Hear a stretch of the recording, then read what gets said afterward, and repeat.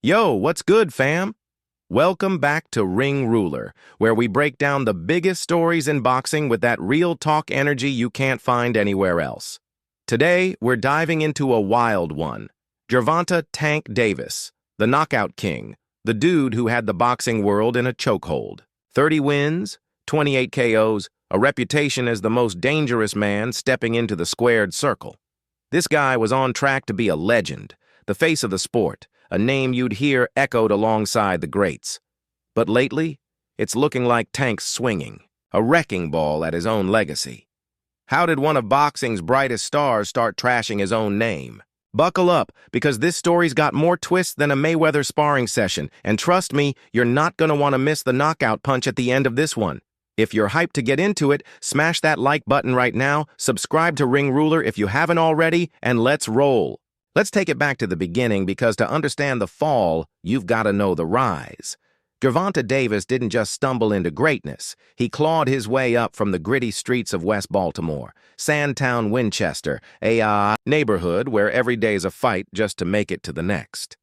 Tank was born into that chaos in 1994, and boxing became his lifeline. He laced up gloves as a kid under the watchful eye of Calvin Ford at Upton Boxing Center, and you could see the spark early. National Golden Gloves champ at 17, an amateur record of 206.15, numbers that scream prodigy. By the time he turned pro in 2013, the hype was real. Fast forward to 2017, and he's in the ring with Jose Pedraza, snatching the IBF super featherweight title with a 7th-round KO that had jaws on the floor. Floyd Mayweather, the money man himself, takes him under his wing, calling him the future of boxing. Tank's got it all: power that could drop a rhino, speed that leaves opponents swinging at ghosts, and a swagger that made you believe he was untouchable. The highlights kept stacking up. 2018, he flies to London, steps into Liam Walsh's backyard, and sends him to the canvas in 3 rounds. Another viral KO. By 2023, he's the WBA lightweight champ, putting on clinics against dudes like Ryan Garcia and Frank Martin. That Garcia fight? April 2023, MGM Grand, a body shot so nasty it's still trending on X. Then June 2024, he flattens Martin in 8 rounds. Another clip for the highlight reel. A 93% knockout ratio? That's not just elite, that's terrifying. Fans couldn't get enough. Promoters were printing money, and the world was eating out of his hand. Tank was the total package. A street kid turned superstar, a fighter who backed up every ounce of trash talk with fists of fury. So, you're probably wondering, how does a guy like that start slipping? How does the king of the ring start looking like he's throwing it all away? Let's dig into the cracks, because this is where it gets juicy on Ring Ruler. Fast forward to March 1st, 2025, Barclays Center, Brooklyn. Tank's headlining a PPV against Lamont Roach Jr., a solid fighter but not exactly a marquee name. He's a 16-1 favorite. Everyone's expecting a steamroll, another KO for the montage. Instead, he limps to a majority draw that's got the boxing world buzzing for all the wrong reasons. Round 9, Tank takes a knee, says grease from his braids got in his eye. Ref doesn't call it a knockdown, but the optics, brutal. Roach starts, pouring it on late, landing combos while Tank's coasting, and suddenly the invincible aura's got a dent. Social media erupts. Fans are screaming robbery, casuals are calling him washed, and even Terrence Crawford's chiming in, tweeting, "That ain't how champs move." Was it a fluke? A mental lapse? Or the first real sign that Tank's losing the edge? You tell me in the comments, because here at Ring Ruler we're all about that debate. But it's not just that one fight. The cracks have been showing for a minute. Press conferences? Tank's showing up 4 hours late? Or not at all, leaving media, fans, and opponents hanging. That Roach buildup? He strolls in like it's a casual Sunday. No apology, no urgency.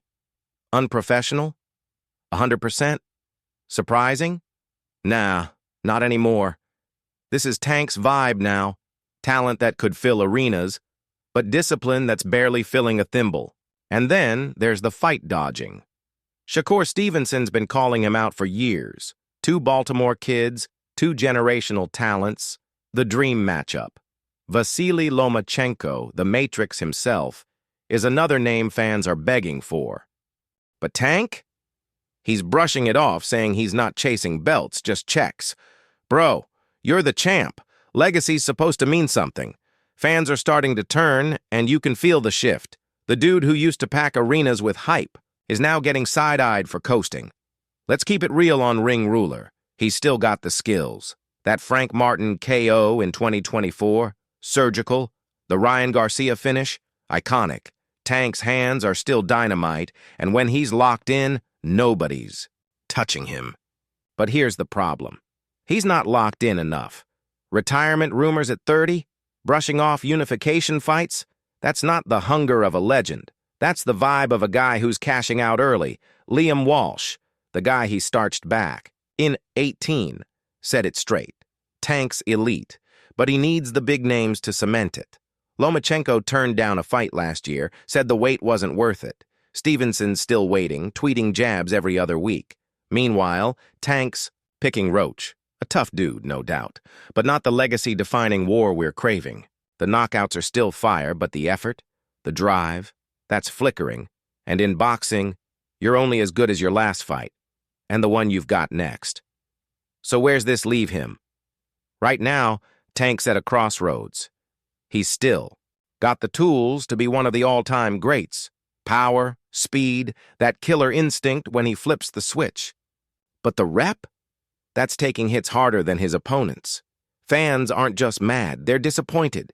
They see the potential, the path to immortality, and instead, they're getting half-hearted performances and excuses. That draw with Roach wasn't a fluke. It was a warning. Boxing's a brutal game, and the spotlight doesn't wait. You don't get to coast on talent forever, not when the sharks like Shakur and Loma are circling. Tank's trashing his reputation not because he can't fight, but because he's not fighting the fights that matter. He's got the crown, but he's treating it like a prop instead of a throne. Here's the crazy part. This isn't the end of the story. Tank's only 30. He's got time to flip the script, to shut us all up with a run that silences the doubters. Imagine it. Tank versus Shakur, Baltimore's finest squaring off for bragging rights and belts. Or Tank versus Loma, power, versus precision in a clash for the ages. That's the stuff legends are made of, and deep down, you know he's got it in him. But will he step up? Or will he keep coasting, letting the hype fade while the next wave passes him by? That's the million-dollar question, and here at Ring Ruler, we're watching every move. All right, fam, let's wrap this up with some heat. Gervonta Davis was supposed to be the next big thing, the dude who'd carry boxing into the future with KOs and charisma. He had it all, but somewhere along the way, he started dropping the ball. Late pressers, shaky performances, dodging the big dogs, it's a pattern, and it's chipping away at the Tank mystique. But here's the kicker. He's not done yet. The talent's still there, waiting for him to wake up and remind us why we called him king. So, what do you think? Can Tank bounce back and reclaim his spot? Or is this the slow fade of a wasted legacy? Drop your takes in the comments below, because I want to hear what the Ring Ruler squad has to say. Before you bounce, make sure you hit that subscribe button and turn on notifications. Ring Ruler's dropping bangers like this every week, and you don't want to miss the next one. Share this with your crew. Let's get the convo popping, and tell me, who should Tank fight next to prove he's still that dude? Shakur? Loma? Someone else? I'm reading every comment, so let's chop it up. Until next time, keep your gloves up and your takes sharp. This is Ring Ruler signing off.